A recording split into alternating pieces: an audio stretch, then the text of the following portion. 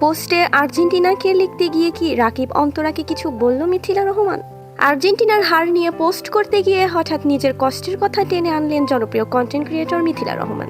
Match শেষে আর্জেন্টিনার অভিজ্ঞ ও বয়স্ক প্লেয়ার স্পেনের তরুণ প্লেয়ারের গায়ে হাত তোলাকে মিথিলা রহমান নিজের জীবনে ঘটে যাওয়া ঘটনার সাথে তুলনা করেছেন। তার পোস্টের কমেন্ট সেকশনে অনেকেই কমেন্ট করেছে, হালকা করে রাকিব অন্তরাকে ধুয়ে দিল। আবার একজন লিখেছেন, এই কথা দিয়ে আরো অনেককেই বুঝিয়েছেন। আরো অনেকেই অনেক কিছু লিখেছেন। আর্জেন্টিনার অভিজ্ঞ খেলোয়াড়দের উচিত ছিল তরুণ স্পেনের খেলোয়াড়দের সম্মান জানানো। ঠিক তেমনই তার জীবনেও বয়সে বড় কিছু মানুষ তাকে সম্মান না দিয়ে বরং তার পেছনে লেগেছেন। কিন্তু কাদের উদ্দেশ্য করে এমন ইঙ্গিত দিলেন মিথিলা? ভক্তরা তো বলছে মিথিলা রহমান রাকিব অন্তরা ও ইয়াসিনের মাকেই ইঙ্গিত করছেন। সেই পোস্ট নিয়েই এখন শুরু হয়েছে নতুন আলোচনা।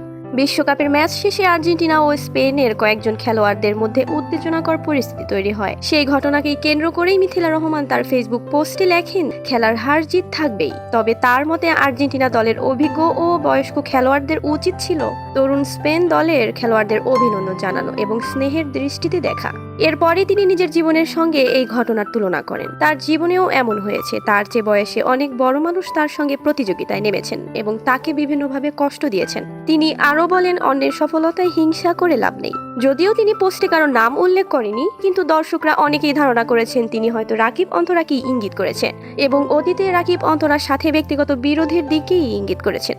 ভিউয়ার্স, আপনাদের কি মনে হয়, মিথিলা কি তার পোস্টে রাকিব অন্তরাকেই ইঙ্গিত করেছে? আপনাদের মতামত কমেন্টে জানাতে ভুলবেন না। ভিডিওটি ভালো লাগলে একটি লাইক দিন, শেয়ার করুন। সকল সেলিব্রিটি ইউটিউবারদের ভাইরাল আপডেট পেতে চ্যানেলটি সাবস্ক্রাইব করুন। ধন্যবাদ।